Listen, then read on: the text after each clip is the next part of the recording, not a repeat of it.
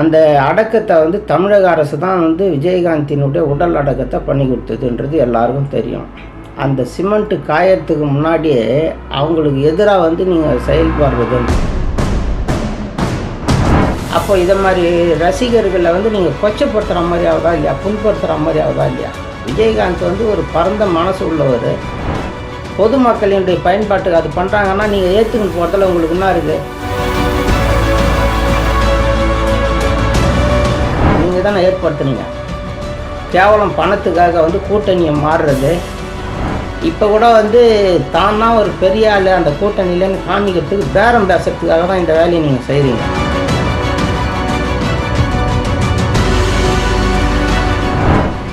மோடியினுடைய அராஜகம் அக்கிரமம் வந்து தலைவிரித்தாடுது. எதை பற்றியுமே அவன் கவுண்டுக்காக ராமர் கோயில் கட்டுறான்ட்டு ராமர் கோயிலுக்கு அழைச்சி கொடுத்துங்கிறான். ராமருக்கு கோயில் கட்டிட்டா இங்கே பசி பட்டினி வேலை இல்லாத திண்டாட்டம் தீந்துருமா? இதெல்லாம் விஜயகாந்த் பாணியில் நீங்கள் கேளுங்க.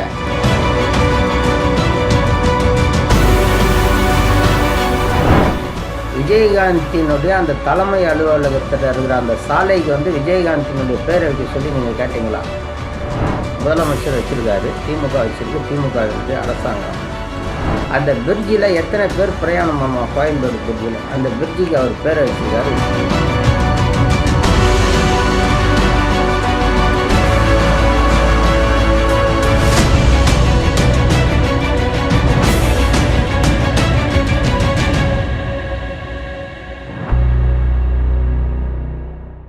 இளைய சூரியன் நேயர்கள் அனைவருக்கும் வணக்கம். இந்த சேனலை சப்ஸ்கிரைப் பண்ணாதவங்க தயவுசெய்து சப்ஸ்கிரைப் பண்ணுங்கள், லைக் பண்ணுங்கள், ஷேர் பண்ணுங்கள். ஏன்னா உங்களுடைய ஆதரவோடு தான் இந்த சேனல் இயங்கிக்கிட்டு இருக்குது. கருத்து பிரச்சாரம் பண்ணுறது மட்டும்தான் நம்ம நோக்கமே தவிர மற்ற எந்த லாப நோக்கமும் நமக்கு இல்லை அப்படின்றத நீங்கள் புரிஞ்சுக்கிட்டு இருப்பீங்க. புரிஞ்சுங்க தயவுசெய்து. அதனால் அதை பண்ணுங்கள். மக்களினுடைய குரலாக ஒலிக்கக்கூடியது தான் என்றைக்கும் இளைய சூரியனாக இருக்கும்ன்ற அந்த உத்தரவாதத்தோடு நான் இந்த நிகழ்ச்சி துவக்கிறேன். இன்றைக்கி பார்த்தீங்கன்னா தேமுதிகவினுடைய பொதுச் செயலாளர் சகோதரி பிரேமலதா வந்து ஒரு அறிக்கை கொடுத்துருக்காங்க. அது என்னன்னு கேட்டிங்கன்னா, விஜயகாந்தினுடைய தொகுதியில் வந்து நிழற்குடையை ஒன்று அரசு அப்புறப்படுத்தியிருக்காங்க. நிழற்குடையை அப்புறப்படுத்துனதுக்காக நாங்கள் வந்து 20ஆம் தேதி போராட்டம் பண்ணுறோன்ட்டு ஒரு அறிக்கையை ஒன்று கொடுத்துருக்காங்க பிரேமலதா. மகிழ்ச்சி. நம்ம கேட்குற செய்தி என்னான்னு கேட்டிங்கன்னா, எந்த கட்சி வந்து ஒரு போராட்டத்தை அறிவித்தாலும் அதுக்கு முன்னாடி வந்து போயிட்டு அந்த அரசு அதிகாரிகளை சம்மந்தப்பட்டவங்கள சந்தித்து நிழற்குடையை ஏன் அப்புறப்படுத்துறீங்க, இதனுடைய காரணம் என்னான்ட்டு கேட்பாங்க. அப்போ கேட்கும்போது அவங்க சொல்லுவாங்க, வேறு ஒன்றும் காரணம் இல்லை, நாங்கள் வந்து சாலையை வந்து விரிவாக்கம் பண்ண போகிறோம், இது வந்து தனியார் இடத்துல வந்து கட்டியிருக்கு, இது வந்து பொது இடம் கிடையாது, இல்லை பொது இடமே வந்து மக்களுக்கு வந்து தொல்லையான இடமா இருக்குது, அதனால் மாற்றி அமைக்கிறோம், இப்படி ஏதோ ஒரு காரணம், இதுதான் இல்லை ஏதோ ஒரு காரணம்னு சொல்லுவாங்க. அப்படி சொல்லும்போது அவங்களுக்கு வந்து அது நியாயமான காரணமாக இருந்தால் ஏற்றுப்பாங்க. அப்படி இல்லைன்னு சொன்னால், இல்லை எங்களால் முடியாதுன்னு சொல்லிவிட்டு ஒரு கலெக்டர்கிட்டையோ மற்றவங்கக்கிட்டையோ ஒரு மனுவை தருவாங்க. மனுவை தரும்போது அவங்க பதில் சொல்லுவாங்க. இப்படி வந்து இந்த ப்ராசஸ் போயிட்டுருக்கோம். இப்படி முடியலன்னு சொன்னால் சம்மந்தப்பட்ட அமைச்சரையை கூட சந்தித்து முறையிடுவாங்க. இதெல்லாம் தான் வந்து தொடர்ந்து இந்த போராட்ட முறை அணுகுமுறையினுடைய வழக்கம். ஆனால் பிரேமலதா என்ன பண்ணுறாங்கன்னு பார்த்தீங்கன்னா, எடுத்த உடனே வந்து ஒரு அறிக்கையை கொடுக்குறாங்க. திமுக அரசை கண்டித்து, மக்கள் விரோத அரசை கண்டித்து. அது மக்கள் விரோத அரசாக கண்டித்து நீங்கள் பண்ணுறதா இருந்தால் என்ன பண்ணியிருக்கணும்? அவர் தீவுத்திடலில் வந்து விஜயகாந்துக்கு வந்து ஊர்வலம் நடத்துறதுக்கும் அங்கே வச்சுட்டு அதுக்கப்புறம் ஊர்வலத்தை கொண்டாடுறதுக்கும் அரசினுடைய மரியாதையோட 72 குண்டு முழங்க அவர் வந்து செய்தா இருப்பாருங்க. எதையுமே நீங்கள் கேட்கல. அரசு மரியாதை கொடுத்ததும் தளபதி ஸ்டாலின் தான். அமைதியாக ஒரு பங்கமும் ஏற்படாத, ஒரு உயிர் சேதாரம் ஏற்படாத, பொதுமக்களுக்கு அவங்களுடைய சொத்துக்கு எந்த பாதிப்பும் ஏற்படாத அளவுக்கு அமைதியாக விஜயகாந்தினுடைய அந்த இறப்பை வந்து செய்து கொடுத்தது தமிழக அரசுன்றதை நன்றி உள்ள எல்லாருக்குமே தெரியும். நடுநிலையாளர்களும் இதை பாராட்ட தான் செய்கிறாங்க, திமுகவை எதிர்க்கிறவங்க கூட. ஆனால் அதே இடத்துல நீங்கள் என்ன பண்ணுறீங்க, ஒரு சாதாரணமாக வந்து அந்த இறப்பு நிகழ்ச்சியில் பெரும்பான்மையாக சென்டிமெண்ட்டுன்னு தமிழ்நாட்டு மக்களுக்கு இருக்குது. ஒரு கணவனை இழந்தவங்க நீங்கள் அங்கே என்ன பண்ணுறீங்க, வந்தவங்களுக்கெல்லாம் நன்றி சொல்கிறதுன்றது கூட ஒரு சுதீஷை விட்டோ இல்லை மகன்களை விட்டோ கூட பண்ணியிருக்கலாம். ஆனால் நீங்கள் பண்ணுறீங்க, இதை நான் வரவேற்கிறேன். ஏன்னா பெண்கள் வந்து எல்லா துறையிலையும் வரணுன்றது பெரியார் என்னுடைய கொள்கை, கலைஞருடைய கொள்கை, என்னுடைய கொள்கை, அதில் எந்த மாற்றமும் இல்லை. நீங்கள் வரீங்க, ஆனால் அங்கே என்ன பண்ணுறீங்க, அரசியல் பண்ணுறீங்க. வரக்கூடிய எலெக்ஷனில் நாங்கள் வெற்றி பெற்று அந்த வெற்றி கனியை கொண்டு வந்து போயிட்டு இப்போ எப்படி சசிகலா பண்ணாங்களோ அதே மாதிரி நீங்கள் ஒரு உறுதிமொழியை ஏற்றுக்கிறீங்க. உறுதிமொழியை ஏற்றுக்கிட்டு அவருடைய கல்லறையில் கொண்டாந்து நாங்கள் காணிக்கையாக்குவோம் வெற்றியை அப்படின்ட்டு ஒரு இறப்பு அடக்கம் செய்திருக்காங்க. அந்த இடத்துல இது அரசியல் சூழலுரை தேவையே இல்லைன்றது மனம் சுளிக்கிற அளவுக்கு பொதுமக்களே இதை ஏற்காத அளவுக்கு நீங்கள் பண்ணீங்க. சரி, இது போயிட்டு போது ஏதோ உணர்ச்சி வசப்பட்டு அப்போ பண்ணீங்கன்னு பார்த்தா, அந்த அடக்கத்தை தமிழக அரசு தான் விஜயகாந்தினுடைய உடல் அடக்கத்தை பண்ணி கொடுத்ததுன்றது எல்லாருக்கும் தெரியும்.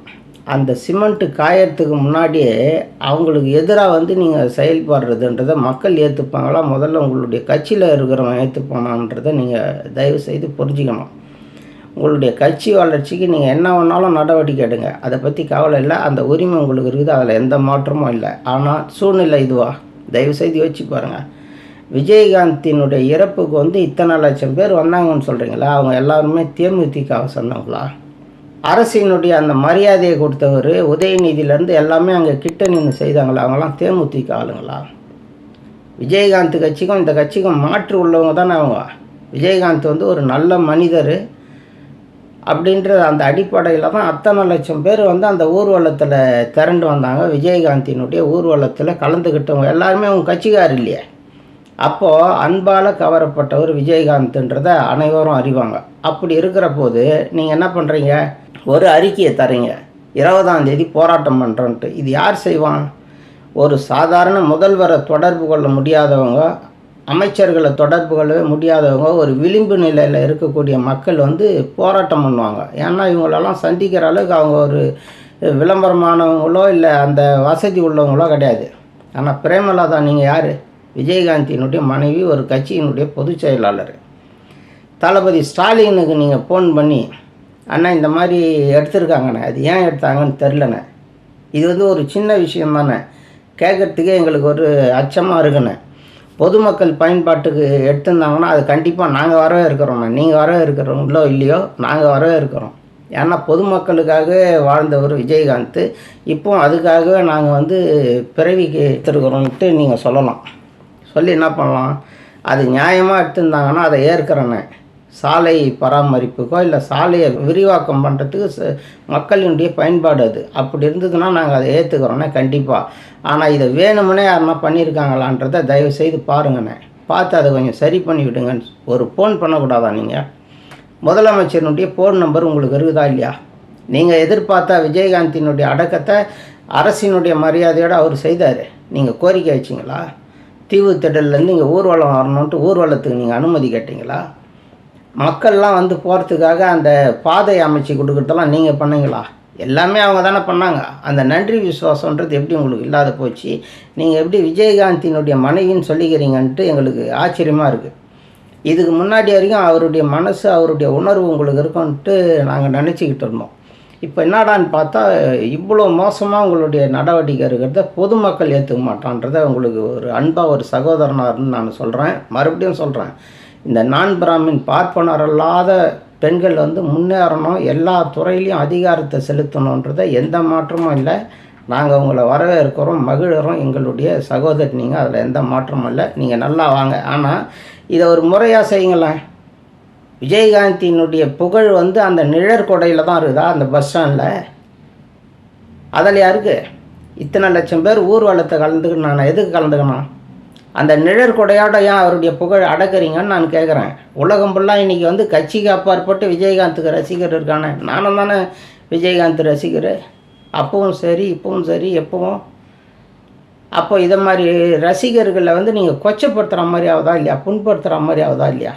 விஜயகாந்த் ஒரு பரந்த மனசு உள்ளவர், பொதுமக்களினுடைய பயன்பாட்டுக்கு அது பண்ணுறாங்கன்னா நீங்கள் ஏற்றுக்கிட்டு போகிறதுல உங்களுக்கு என்ன இருக்குது? சாலையை அதிகப்படுத்திட்டு மறுபடியும் ஓரமாக ஒரு பஸ் ஸ்டாண்டை எப்படியும் கட்ட தான் போகிறாங்க, அதில் அவர் பேரை வைக்க தான் போகிறாங்க. அப்போ வைக்கலான்னா நீங்கள் கேட்கலாம். அது கூட நீங்கள் கேட்க, ஒரு நிழற்கொடைக்கு போய் ஒரு கட்சியினுடைய பொதுச் செயலாளர் கேட்குறத இப்போ தான் நாங்கள் அதிசயமாக பார்க்குறோம். அங்கே இருக்கிற ஒன்றிய செயலாளர், மாவட்ட செயலாளரே இதை டீல் பண்ணுவான். இதே நீங்கள் அரசியலாகிறீங்க, முதல்வர்கிட்ட கேட்டால் அவர் பண்ண போகிறாரு, இல்லைனா உதயநிதிக்கு ஃபோன் பண்ணிங்கன்னா உதயநிதி வாலண்டியாக செய்வார் உங்களுக்கு. அதையா நீங்கள் கேட்கல? அப்போ நீங்கள் இதை அரசியல் பண்ணுறீங்க, வேணும்னே தெரிஞ்சுக்கிட்டு படித்து விவரம் தெரிஞ்ச நீங்கள் வேணும்னே அரசியல் பண்ணுறீங்கன்றது தான் இதில் உண்மை. எப்படி சொல்கிறேன்னு கேட்டிங்கன்னா, ஜெயலலிதா இறந்த பிறகு ட்விட்டரில் வந்து தொடர்ந்து பதிவிட்டுக்கினே இருந்தார் மோடி. எம்ஜிஆரினுடைய புகழ், ஜெயலலிதாவோட புகழ், இவங்கெல்லாம் எப்படிப்பட்டவங்க, ஊவான்னு பயங்கரமாக புகழ்ந்தார். தமிழ்நாட்டுக்கு வரும்போதெல்லாம் வந்து ஜெயலலிதாவினுடைய புகழும், எம்ஜிஆரினுடைய புகழ், தமிழினுடைய புகழ், திருவள்ளுவரோட புகழ் அவர் புகழாததே கிடையாது. அதுக்கப்புறம் என்னாச்சு, ஜெயலலிதா என்னானாங்க, சசிகலாவை என்ன பண்ணார் அவர்?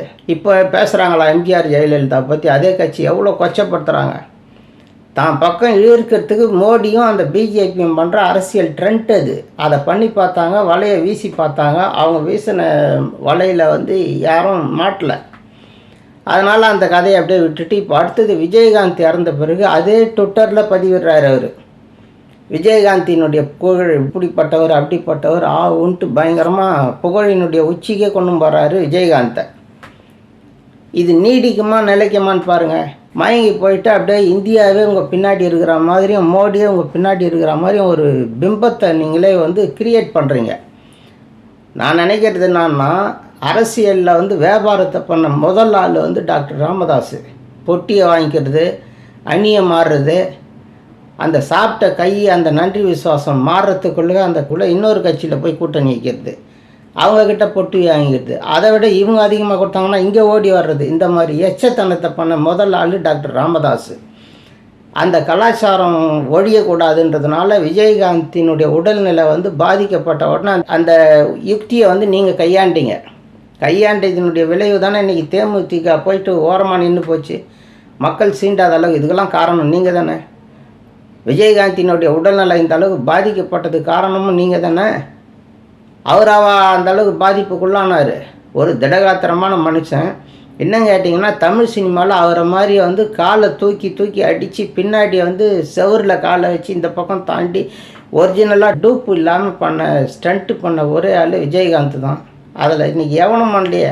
விஜய்னு இருக்கான், அஜித்துன்னு இருக்கான், எவனும் இருக்கானுங்க. பல 100 கோடி சம்பளம் வாங்குறவங்களும் அதை பண்ணல. விஜயகாந்த் தானே பண்ணார். அவர் பெருமைக்குரியவர், தமிழர், மகிழ்ச்சி. அவருடைய உடல் திடகாத்திரம் அந்த அளவுக்கு இருந்தது. அதை கெடுத்தது நீங்கள் தானே. அவருக்கு மன உளைச்சலை தலை குனி நீங்கள் தானே ஏற்படுத்துனீங்க. கேவலம் பணத்துக்காக வந்து கூட்டணியை மாறுறது. இப்போ கூட வந்து தான் ஒரு பெரிய ஆள் அந்த கூட்டணியிலன்னு காமிக்கிறதுக்கு, பேரம் பேசுறதுக்காக தான் இந்த வேலையை நீங்கள் செய்கிறீங்க. பழுத்த மரத்தில் வந்து கல்லை வீசுவாங்கன்ட்டு ஒரு பழமொழி இருக்குது. அங்கே தான் வந்து நல்ல பழம் விழுன்றதுனால அந்த மாதிரி வந்து திமுகன்ற ஒரு ஆலமரத்து மேலே நல்ல முதிர்ச்சியாக இருக்கிற ஒரு கட்சியை தாக்கணும்னா தான் நம்ம வந்து இங்கே வந்து பேரம் பேசுகிறதுக்கு சரியாக இருக்குன்ற ட்ரெண்ட்டு நீங்கள் ஆரம்பிக்கிறீங்க. இது சரியில்லைன்றதை நான் சொல்கிறேன் உங்களுக்கு. இது உங்களுக்கும் அழகு இல்லை, விஜயகாந்தினுடைய புகழ் அவருடைய நல்ல மனசுக்கும் அழகு இல்லை. அந்த கட்சி தொண்டனும் இதை விரும்ப மாட்டான், நானும் விரும்ப மாட்டேன். நான் உங்கள் கட்சி இல்லை, ஆனால் விஜயகாந்தினுடைய ரசிகர் நான். அதனால் நான் சொல்கிறேன், அவருடைய புகழுக்கு ஏற்கனவே களங்கத்தை ஏற்படுத்தினாலும் நீங்கள் தான் அதை துடைக்கிறதுக்கு முயற்சி பண்ணுங்கள். மென்மேலும் வந்து அவரை குற்றவாளி கொண்டுக்குள்ளே நிறுத்தாதீங்க. ஒரு நல்ல மனிதனை, அது அழகு இல்லை. இது அடுத்தது பார்த்தீங்கன்னா, அவர் இறந்து எத்தனை நாள் ஆகுது? அவருடைய ட்விட்டர்லேருந்து என்றைக்கும் பார்க்குறேன் போராட்டத்தை அவர் அறிவிக்கிறார். இதெல்லாம் கேலி கூத்தா இல்லையா? ட்விட்டரை யார் ஃபாலோ பண்ணுவான்? படித்தவன் ஃபாலோ பண்ணுவான், பாமரன் ஃபாலோ பண்ணுவானா? படித்தவன் சிரிக்க மாட்டான். ஏண்டா இருந்தாலும் சேர்த்து எத்தனை நாளாவது அவர் அறிக்கை கொடுத்துங்கிறாருன்னு கேட்பானா இல்லையா? விஜயகாந்தே அப்படி சொல்லிட்டான்னா மக்கள் பொங்கி எழுந்துருவாங்க அப்படின்னு நீங்கள் நினைக்கிறீங்களா? விஜயகாந்த் பேரால் ஒரு ட்விட்டரில் அறிக்கை வந்துட்டா படித்தவங்களாம் அதெல்லாம் கேலி கூத்தான்னு நினைக்க மாட்டான். இவ்வளோ தற்கூரியாக நீங்களாம் இருப்பீங்கன்னு உங்களை கேட்பானா கேட்க மாட்டானா? சிரிப்பானா இல்லையா? கிண்டல் பண்ணுவானா இல்லையா? இதெல்லாம் யாருக்கு போய் சேரும்? விஜயகாந்தினுடைய புகழுக்கு தானே இதெல்லாம் கேவலன்றதை நீங்கள் யோசிச்சு பாருங்கள். இப்போ கலைஞர் இறந்துட்டார், இறந்து இத்தனை வருஷம் ஆகுது.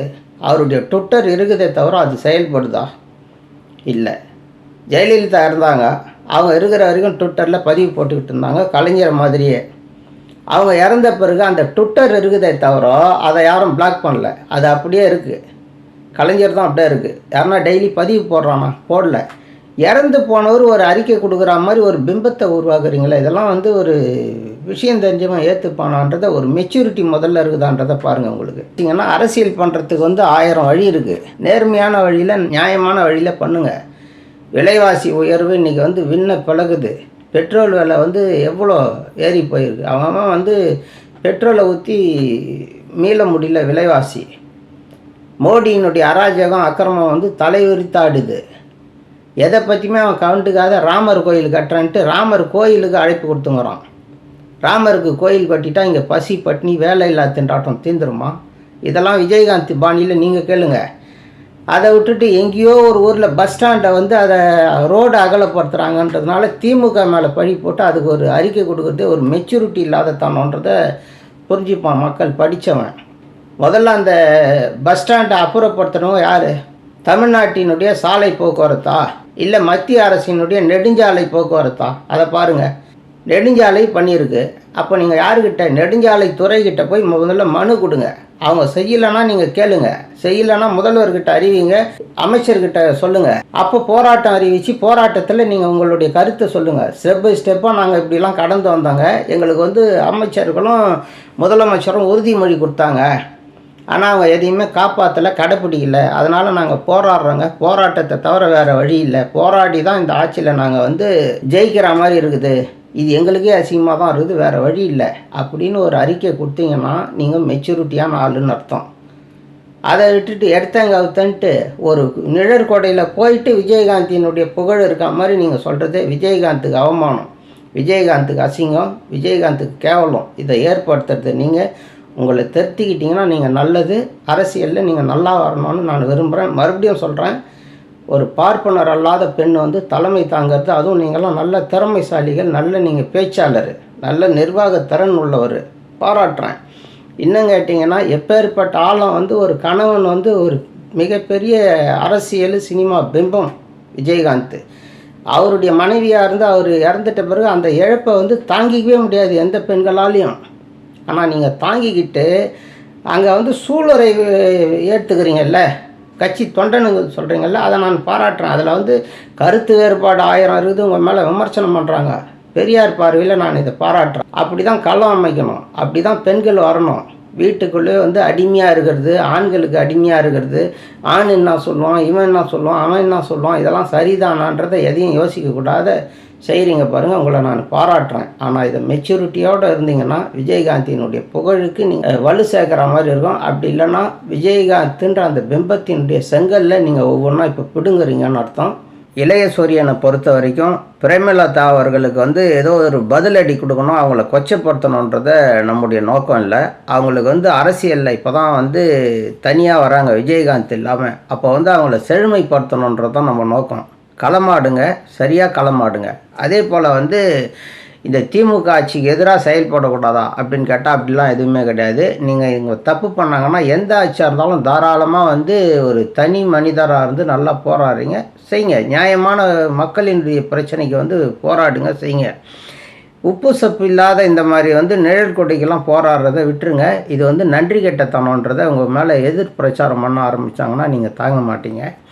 அதனால் வந்து பரிசீலனை பண்ணுங்கள். விஜயகாந்தினுடைய அந்த இறப்புக்கு வந்து நீங்கள் எந்த கோரிக்கையும் வைக்கல.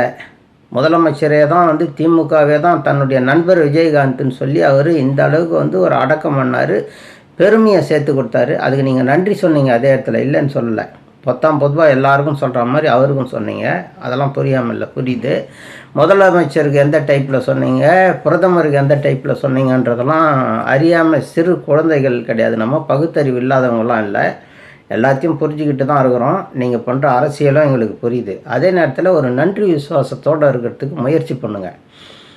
விஜயகாந்தினுடைய அந்த தலைமை அலுவலகத்தில் இருக்கிற அந்த சாலைக்கு வந்து விஜயகாந்தினுடைய பேரை வைக்க சொல்லி நீங்கள் கேட்டிங்களா? முதலமைச்சர் வச்சுருக்காரு, திமுக வச்சுருக்கு, திமுகவினுடைய அரசாங்கம். அந்த பிரிட்ஜில் எத்தனை பேர் பிரயாணம் பண்ணுவோம், கோயம்பேடு பிரிட்ஜில், அந்த பிரிட்ஜுக்கு அவர் பேரை வச்சுருக்காரு, விஜயகாந்த் பேரை. ஒரு நாளைக்கு லட்சக்கணக்கான மக்கள் வந்து தமிழ்நாடு முழுக்க வெளி மாநிலங்கள்லேருந்து எல்லாம் புழங்குறோம் அந்த பிரிட்ஜில். ஒரு நாளைக்கு லட்சக்கணக்குன்னா மாதத்துக்கு எத்தனை கோடி, வருஷத்துக்கு எத்தனை 100 கோடி, அது வாழ்நாள் ஃபுல்லாக எத்தனை 1000 கோடி. இதெல்லாம் வந்து விஜயகாந்தினுடைய பேர் நிற்கணும், நிலைக்கணுன்றதுக்காக தானே அவர் தன்னுடைய நண்பர்னு செய்கிறாரு, எதிர்கட்சின்னு கூட பார்க்காம. அவர் நினச்சார்னா எதிர்கட்சின்னு உங்களை நினச்சிருந்தா, உங்களுக்கு இருக்கிற இந்த வன்மம் அவர்கிட்ட இருந்திருந்தா, நீங்கள் வந்து அந்த உங்களுடைய தலைமை அலுவலகத்தில் தான் விஜயகாந்தை புதைக்க போகிறோம், அடக்கம் பண்ண போகிறோம்னு சொன்னீங்க. அப்படியே விட்டுட்டு இருக்கலாமே. இந்த மாதிரி ஊர்வலமாக இருந்திருக்காது, இத்தனை லட்சம் பேர் பங்கேற்றும் இருக்க மாட்டான்ல, அதை அவர் செய்திருக்கலாமே. உங்களுக்கு மெச்சூரிட்டி இல்லை, அவருக்கு புகழ் சேரணுன்றதுனால தான் இதை பண்ணாருன்றதை நீங்கள் இப்போவாது உணருங்க. உங்களுக்கு அறிவுரை சொல்கிற சங்கிங்க பேச்சை கேட்டுக்கிட்டு இருக்காதீங்க. உங்களை வந்து தவறான வழியில் வழி நடத்துகிறாங்க. அது உங்களுடைய வளர்ச்சிக்கு அழகு இல்லை. நன்றி விசுவாசத்தோடு இருக்கிறதுக்கு முயற்சி பண்ணுங்கள். நீங்கள் ஒரு தமிழ் பெண்ணு.